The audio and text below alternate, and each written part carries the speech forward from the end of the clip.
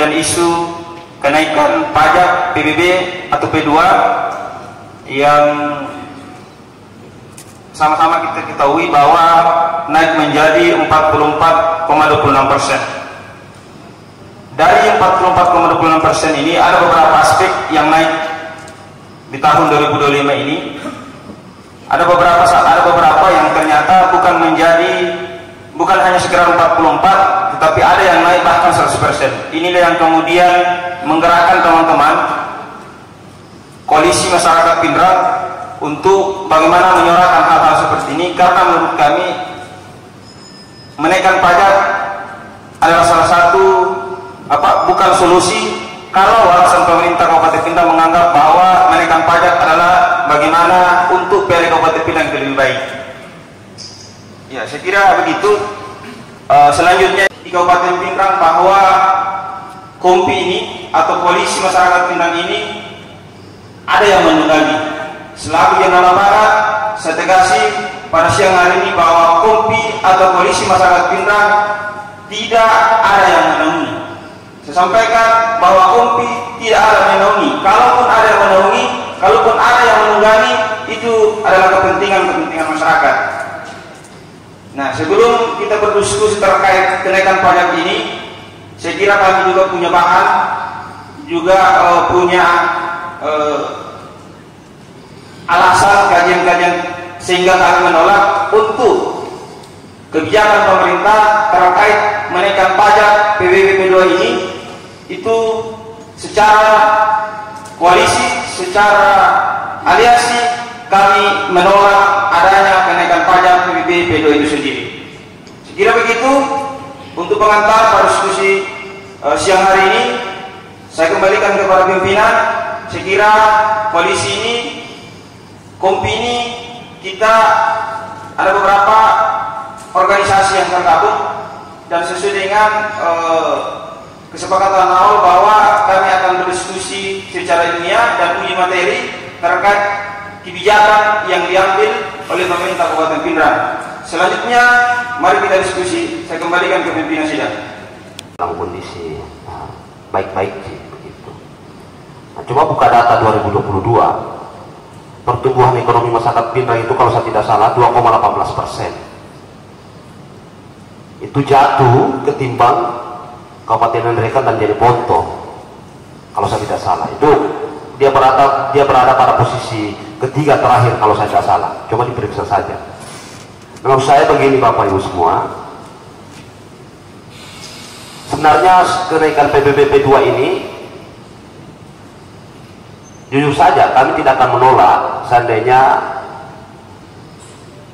daya dukung atau daya beli masyarakat kita itu tidak terjadi gejolak, tidak terjadi apa-apa di tengah-tengah masyarakat kita. Nah, coba bayangkan hari ini, coba periksa baik-baik kondisi pertanian kita hari ini, bagaimana buruknya, bagaimana hama menyerang lahan-lahan pertanian kita. Nah, terlepas misalkan alasan pemerintah menaikkan karena soal NJOP, tapi lihat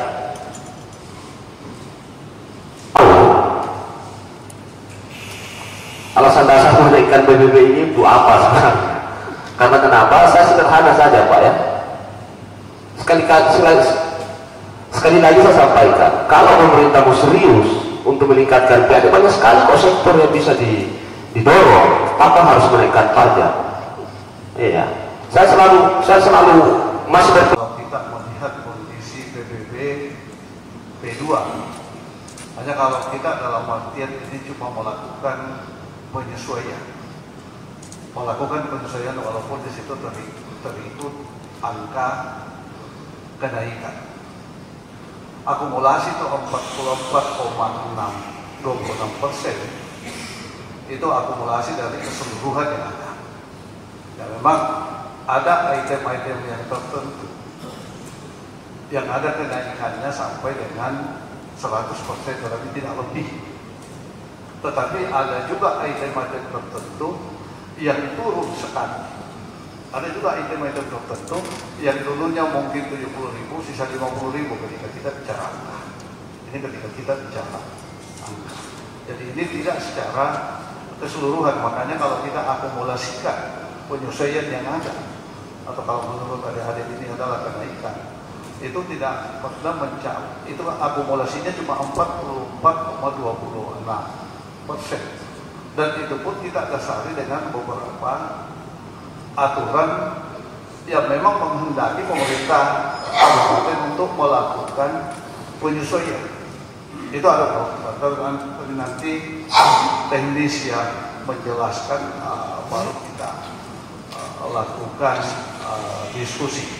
Jadi seperti itu gambaran umum. Nah, ketika kita melihat nilai jual objek pajak, kalau kita melihat NJOP, ada beberapa lokasi sawah sekarang itu nilainya sudah 100 sampai 1 miliar. Kalau kita lihat yang ada di notaris itu, yang disahkan oleh notaris, ada yang sampai 700 juta. Dan itu kan kita tidak pakai. Yang kita pakai adalah berdasarkan yang ada di daftar PBB, ya, ada yang ada di daftar PBB. Kalau itu yang kita pakai yang berdasarkan kesepakatan itu dengan harga jual tanah, itu bukan lagi sampai 100%. Malah ada yang kenaikan pembayaran pajaknya kalau yang kita mau pakai sampai 700.000 sampai 700.000. Ya.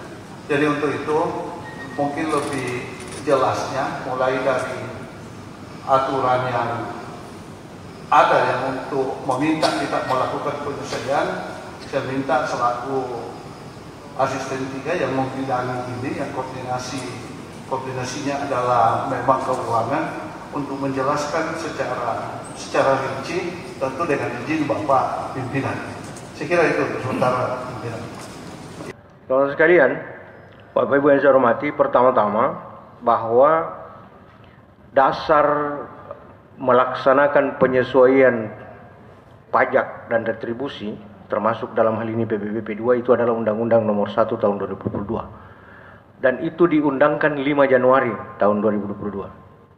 Nah, di sini mungkin teman-teman sekalian sudah baca. Di sini sudah sangat jelas kita diminta untuk melakukan penyesuaian. Penyesuaian itu yang dimaksud adalah naik, turun, dan tetap. Nah, itulah yang dibahasakan tadi Pak Bupati, ada yang naik, ada yang turun, dan ada yang tetap. Sangat jelas di sini ditegaskan bahwa misalnya tarif PBB itu maksimal 0,5 dan sebagainya. Nah, ini sekaligus menjawab teman-teman sekalian di media sosial bahwa bahasa saya di podcast kemarin itu bahwa tidak ada kabupaten kota, baru misalnya dijadikan contoh, karena baru sudah duluan adik-adik sekalian. Sekali lagi, perintah untuk melakukan penyesuaian adalah tahun 2022. Dan baru dan Pak Sidrap sebagai tetangga kita itu langsung melakukan penyesuaian tahun 2023. Makanya 2024 dengan 2025 itu tidak ada kenaikan karena mereka sudah duluan. Karena dasarnya adalah ini, Undang-Undang Nomor 1 Tahun 2022. Dulu kami sempat bahas, kenapa kami tidak naikkan? Ada 2 alasan. Pertama, karena masih ada bau-bau COVID.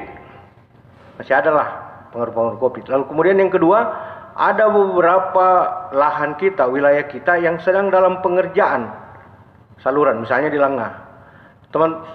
Masyarakat kita yang ada di saluran induk Langah dan saluran induk PK Bata kalau tidak salah itu, Matirobulu, itu tidak turun sawah. Dan teman-teman sekalian catat, pada saat itu kami membebaskan PBB.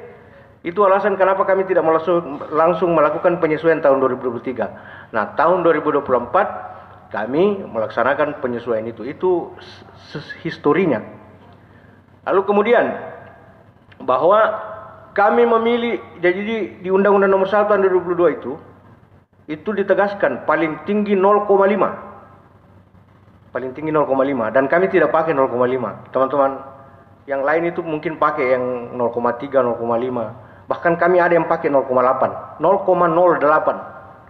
Nah, makanya itu perkalian dengan NJOP. Nah, berdasarkan hal itu, dari 268.679 SPPT yang terbit, ada 51.000 lebih itu yang tidak melakukan penyesuaian. Tetap ada 200 ribuan yang melakukan penyesuaian dalam artian naik, dan ada bahkan yang turun sekitar 1522 lembar SPPT. Nah, inilah yang kami maksud penyesuaian, ada yang naik, ada yang turun. Berdasarkan hal itu, teman-teman sekalian, kita melakukan sosialisasi. Jadi jangan dikira ini tidak ada sosialisasinya. Kami melakukan sosialisasi mulai dari Mei sampai 1 Mei sampai 31 Juni, 2 bulan. Sosialisasi ke masyarakat bawah. Dan di situ di masa sosialisasi itu kita menerima masukan. Apakah ada yang keberatan, apakah ada yang tidak sesuai dan sebagainya, dan pada tanggal 31 Juni itu tidak ada, dan makanya kami jalan dengan itu. Ya, tidak ada respon penolakan lah dalam tanda petik yang diberikan oleh masyarakat. Dan kemudian teman-teman sekalian, saya lanjut sesingkat saja bahwa realisasi per hari ini adalah 62%. Realisasi per hari ini, kami juga kemarin melihat di media, katanya beda datanya Pasekda, beda datanya.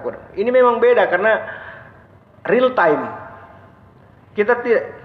Saya jamin bahwa 2-3 jam kemudian ini pasti akan goyang, karena per jam 10 tadi ada lagi yang masuk 17 juta dari Patampanua. Berapa lembar SPPT itu? 405 lembar SPPT. Sejumlah 17 juta masuk. Sehingga berbeda memang datanya kalau misalnya dikatakan. Jadi tidak ada yang beda data. Yang ada adalah kami terus mengupdate. Dan selama isu ini beredar, kami berkoordinasi dengan para kolektor di lapangan, jangan melakukan penekanan, biarkan mengalir sebagaimana mestinya. Karena memang jatuh temponya ini 31 Oktober, maaf. Sebelum tahun-tahun sebelumnya 31 September, kenapa? Karena memang kami lambat melakukan penyerahan SPPT sehingga jatuh temponya 31 Oktober. Nah, sampai detik ini kami melakukan uji petik seperti yang dimaksud Pak Bupati tadi, survei dan sebagainya, dan hasilnya itu belum ada penolakan dari masyarakat terhadap hal ini, sehingga kami berkesimpulan penyesuaian ini masih dalam batas yang diharapkan. Nah, kami juga terbuka. Jadi di BPPKPD itu di bidang pendapatan ada kotak saran dan ada pengaduan. Ada media pengaduan di sana untuk masyarakat untuk melakukan protes ke apa dan sebagainya. Dan sampai hari ini kami belum menerima itu. Kami tidak melakukan intervensi sama sekali. Pak Bupati minta kepada kami melalui saya bersama dengan teman-teman BPPKD, jangan sama sekali melakukan intervensi, biarkan ini mengalir sebagaimana mestinya. Kami betul-betul ingin melihat respon masyarakat. Dan kalau mau dipikir teman-teman sekalian dari segi angka, bayangkan baru itu sampai 300%, sidrap sampai 300%. Sawah di perbatasan sidrap Arasie dengan Simpo itu Baligalung satu pitau. Kita 140.000, yang sebelah itu 360.000. Tidak ada ini. Satu pematang di perbatasan situ. Begitu pula dengan bangunan. Itu di bangunan Jalan Bintang ini, Jalan Bintang lokasi sudah paling strategis, itu naiknya sekitar 30 sampai 40.000. Dari 80.000 menjadi 120.000. Itu bangunannya. Kalau sawahnya itu tadi yang 140.000. Nah, untuk sawah tada hujan, itu sawah tada hujan malah ada cuma 50.000. Dan yang tadi 1.522 itu malah ada yang turun berdasarkan hasil kajiannya. Sehingga memang teman-teman sekalian, kami melakukan kajian yang sangat komprehensif terhadap hal ini.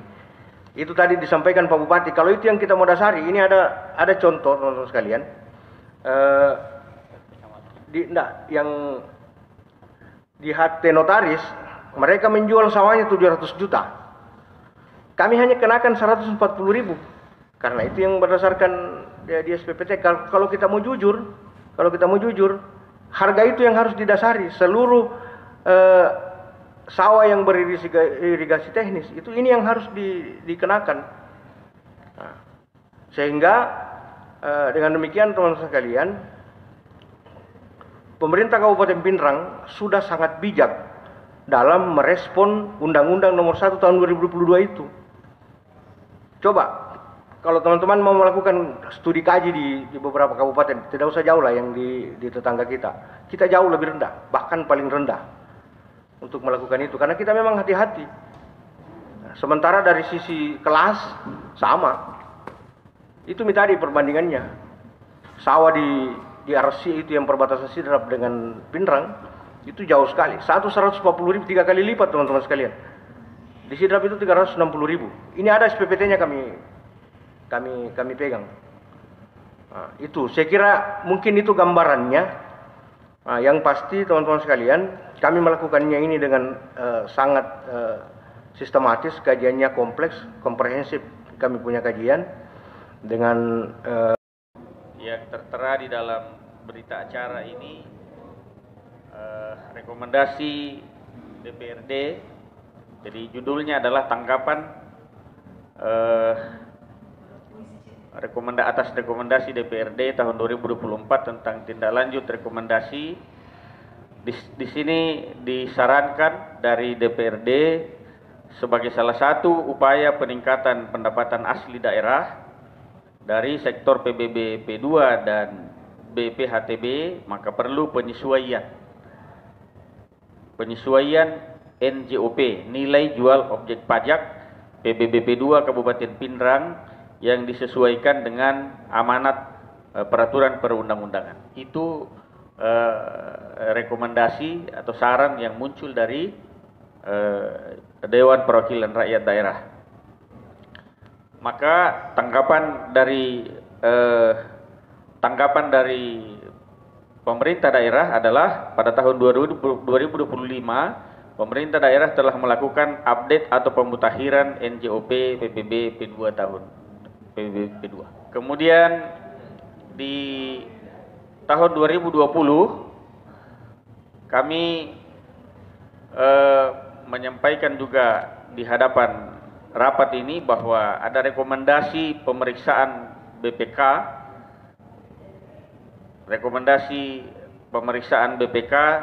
di tahun 2023, tahun 2020, maaf, tahun 2020, betul ya, ini rekomendasi BPK tahun 2020, ya.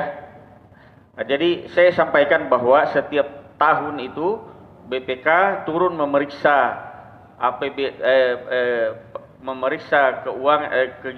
laporan keuangan daerah, pemerintah daerah setiap tahun. Maka hasil pemeriksaan APBD tahun 2020, catatan BPK adalah sebagai berikut. Nilai jual objek pajak bumi dan bangunan pedesaan dan perkotaan PBB P2 belum sesuai dengan harga jual beli, dan pemutakhiran data objek pajak belum dilaksanakan sesuai ketentuan.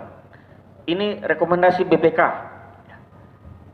Jadi catatan BPK, Badan Pemeriksa Keuangan, setelah memeriksa APBD dan laporan keuangan pemerintah daerah tahun 2020. BPK merekomendasikan, ini bukan kalimat kami, bukan kalimat Dewan, tapi ini kalimat yang diketik oleh BPK, tertuang dalam hasil pemeriksaan BPK. BPK merekomendasikan kepada Bupati Pindrang agar memerintahkan kepada Badan Pengelola Keuangan Daerah dan Pendapatan Daerah untuk mengajukan usulan perubahan NJOP sesuai dengan harga jual beli yang wajar untuk ditetapkan oleh Bupati Pindrang. Tadi ini BPK, Adinda. Ini BPK yang nulis masih tahun 2020. Nah, kemudian saya mengulas kembali bahwa kalau ini perintah BPK ini dilakukan, menyesuaikan harga jual, nilai jual objek pajak. NJOP itu nilai jual objek pajak. Kalau ini dilakukan sesuai dengan fakta lapangan harga jual beli yang terjadi di masyarakat, maka kenaikannya pasti jauh lebih tinggi. Nah, tetapi karena di sini kalimatnya mengatakan sesuai dengan harga jual beli yang wajar, dengan kalimat itulah, dengan atas dasar pemeriksaan BPK dan atas dasar perintah undang-undang itulah, maka dilakukan penyesuaian, ada yang naik, ada yang turun, ada yang tetap. Nah, sekarang kembali kepada kita semua menanggapi ini dengan rasional, bahwa saya kira ini menunjukkan bahwa ini bukan inisiatif dalam arti keinginan pemerintah daerah sendiri untuk menyesuaikan nilai objek pajak itu. Sebagai sebuah perintah undang-undang dan hasil pemeriksaan BPK, ini harus ditindaklanjuti. Bagaimana kalau diskusinya kita masuk kepada berapa banyak sebenarnya pendapatan daerah dari PBBP 2 ini? Lalu berapa banyak kenaikannya? Lalu kemudian kita diskusi, kita mau apakan kenaikannya itu untuk kesejahteraan masyarakat kita. Supaya di satu sisi ini tetap berproses jalan, peruntukannya ayo kita bicarakan. Karena Adinda memperjuangkan bagaimana ini untuk berguna untuk kesejahteraan masyarakat, kami juga mengelola itu akan dikembalikan ke masyarakat. Saya menawarkan, karena kalau kita berbicara masing-masing bertahan pada bahwa pemerintah tidak kreatif, pemerintah dan sebagainya, Adinda juga punya perspektif lain. Kalau kita masing-masing bertahan pada sudut pandang dan tidak mau bergeser untuk menemukan solusi bersama, agak repot juga nanti kita menemukan solusinya. Kira-kira begitu. Saya menawarkan ini untuk mencoba melihat, karena kita punya tujuan yang sama. Tujuan kita adalah memperjuangkan kesejahteraan masyarakat kita. Sehingga saya menyarankan bagaimana kalau diskusinya kita giring kepada berapa banyak pendapatan dari PBB itu, berapa banyak pertambahannya, lalu kita sepakat, kita usulkan ke DPRD, kita gunakan untuk apa ini pendapatan supaya tujukan nairo pendapatannya. Saya kira itu saja, mohon maaf. Pendapatan kita dari pajak bumi dan bangunan ini kurang lebih 10 miliar. Kalau ada kenaikan kurang lebih 40%, berarti ada penambahan kurang lebih 4 miliar. Sehingga pendapatan daerah kita ini dari pajak pembangunan PBBP 2 adalah sekitar 14 miliar. Kalau realisasinya 100%. Nah, penambahannya berapa? Penambahannya 4 miliar. Totalnya berapa? Kurang lebih 14 miliar. Ini yang akan kita gunakan untuk memperkuat, meningkatkan kemampuan fiskal kita, mendukung pembangunan infrastruktur, terutama ke daerah-daerah sentra produksi pertanian. Itu kira-kira penjelasan saya. Tadi saya kira sudah sangat jelas apa yang menjadi pemaparan dari perwakilan pemerintah daerah, baik dari sisi regulasi maupun dari sisi hukum.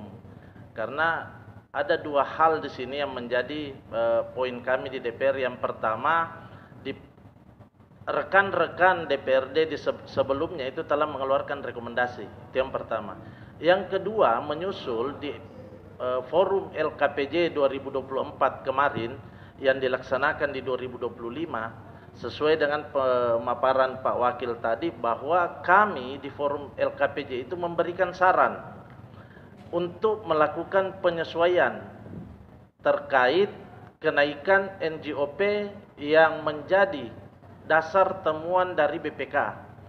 Jadi dasar hukum kami untuk memberikan saran juga berdasarkan regulasi-regulasi yang dihadirkan oleh yang pertama pemerintah pusat ke pemerintah daerah dalam bentuk surat edaran, yang kedua dalam bentuk LHP BPK, laporan hasil pemeriksaan Badan Pemeriksa Keuangan RI, di mana setiap tahunnya, jadi mohon izin Pak Wakil, bukan hanya di 2020 tetapi di setiap tahunnya berdasarkan LHP BPK Kabupaten Pindrang selalu temuan. Kenapa temuan? Karena NJOP sebelumnya itu, contoh ya, kita ambil contoh NJOP sebelumnya 200 juta, di tahun sekarang itu NJOP-nya naik di minimal 700 juta, ada kenaikan signifikan sebesar 250%.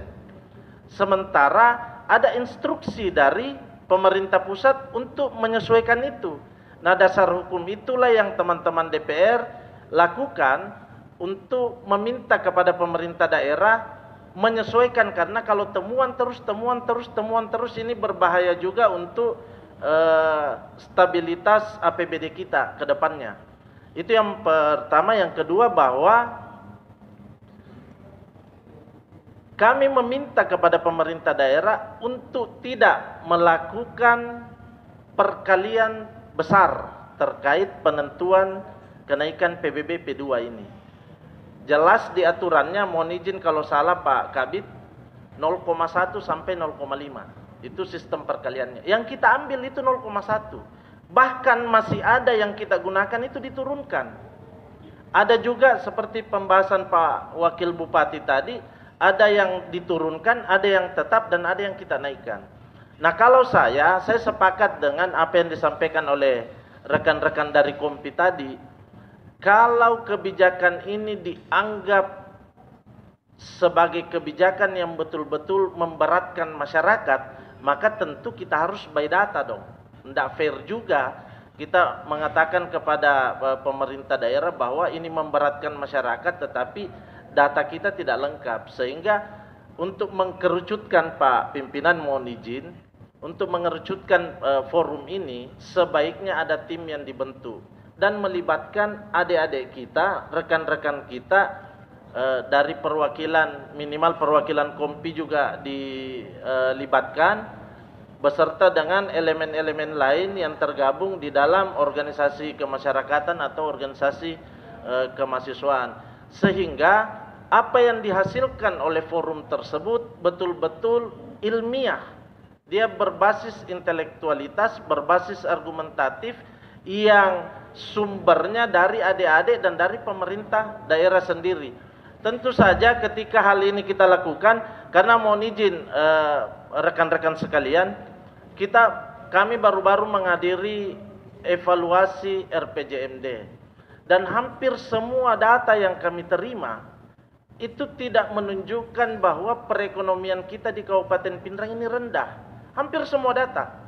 Ini karena saya anggap penting untuk disampaikan, pertumbuhan ekonomi kita ini tahun berjalan di 2025 itu 6,01%. Sementara PDRB kita per kapita di tahun berjalan 2025 itu 67,89 juta. Nah, yang sempat kami soroti adalah indeks Gini atau Gini rasio kita di Kabupaten Pindrang. Di forum RPJMD kemarin kita soroti. Teman-teman DPR meminta kepada pemerintah daerah untuk segera melakukan kebijakan-kebijakan yang mampu mengintervensi agar Gini rasio yang ada di Kabupaten Pindrang ini tidak hampir menyentuh di 0,3. Kita normalnya Gini rasio itu kan 0. Dia di titik normal itu ada di angka 0. Yang kita minta supaya Gini rasio di Pindrang ini itu bisa menyentuh 0,1 atau minimal 0,19. Sekarang kita masih hampir di angka 0,3. Artinya apa? Ada kesenjangan antara masyarakat miskin kita di Kabupaten Pindrang dengan masyarakat kita yang menguasai modal. Ada kesenjangan di situ. Itu yang pertama. Yang kedua, persoalan IPM tadi yang disampaikan oleh Pak Wakil Bupati. Saya kira dibanding dengan IPM atau indeks pembangunan manusia kita di kabupaten-kabupaten kota lain yang ada di Provinsi Sulawesi Selatan, alhamdulillah sudah meretas apa yang disampaikan Pak Pandi tadi terkait Pindrang berada di 3 ke bawah. Sekarang ini kita sudah retas itu. Kita sudah menembus masuk ke 15 besar kalau saya tidak salah. Kita sudah masuk ke situ. Enggak, 10 besar kalau tidak salah di data terakhir ya. Kita sudah masuk ke situ. Artinya apa?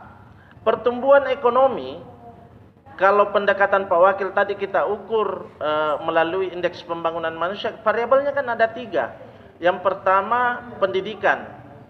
Kenapa di pendidikan? Bagaimana harapan sekolah, lama harapan sekolah masyarakat kita. Yang kedua di kesehatan, angka lama hidup masyarakat kita. Yang ketiga di perekonomian, bagaimana daya beli masyarakat kita. Ini yang menjadi tolok ukur sebenarnya, sehingga dalam kacamata kami di DPRD melihat bahwa kebijakan PBB P2 yang dinaikkan oleh pemerintah sebenarnya melalui pendekatan kausalitas adalah akibat. Apa sebabnya? Sebabnya adalah perintah pusat dalam rangka melakukan penyesuaian terkait NJOP yang menjadi temuan dari BPK. Sebenarnya di situ kontennya, bahwa kenaikan ini adalah akibat terhadap sebab perintah pemerintah pusat melalui temuan-temuan yang dilakukan oleh BPKRI dalam rangka melihat bahwa NJOP di Kabupaten Pindrang sekian belas tahun ini ternyata mengalami peningkatan yang sangat signifikan, sehingga kami menyerahkan kepada pemerintah daerah, silahkan dikaji secara baik, silahkan dikaji secara komprehensif agar kebijakan untuk menaikkan PBB P2 ini dalam rangka penyesuaian betul-betul tidak membebani masyarakat kita. Anggaplah misalnya salah satu contoh, melalui forum-forum resmi nantinya kami akan, saya secara pribadi akan menyampaikan kepada pihak pemerintah daerah bahwa kedepannya kita mesti klaster juga sebenarnya masyarakat kita yang menjadi objek pajak ini harus kita klaster. Misalnya masyarakat kita yang memiliki luasan sawah, areal persawahan di bawah 20 are itu jangan dinaikkan. Ini salah satu contoh misalnya. Ini akan kita usulkan. Yang memiliki luasan areal persawahan di bawah 20 are tolong jangan dinaikkan. Yang di atas 20 are dan masuk areal persawahan irigasi teknis itu yang boleh. Kenapa? Yang pertama tadi sudah disampaikan bahwa harga pasar terkait pembelian gabah sudah meningkat. Sekarang 6.500 dan mendapat pengawasan ketat terhadap anggota TNI dan anggota kepolisian. Ini yang menjadi salah satu kebanggaan kita terkait pemerintahan sekarang. Nah, adanya transparansi tentang penetapan proses cara penetapan PBB dan P2 dan kemana atau apa tujuan penggunaan PBB P2 tersebut, ya. Oleh karena itu disimpulkan akan dibuatkan tim kerja antara Pemda, DPRD dan unsur koalisi masyarakat Pindrang. Saya kira demikian. Wabillahi taufiq wal hidayah. Wassalamualaikum warahmatullahi wabarakatuh.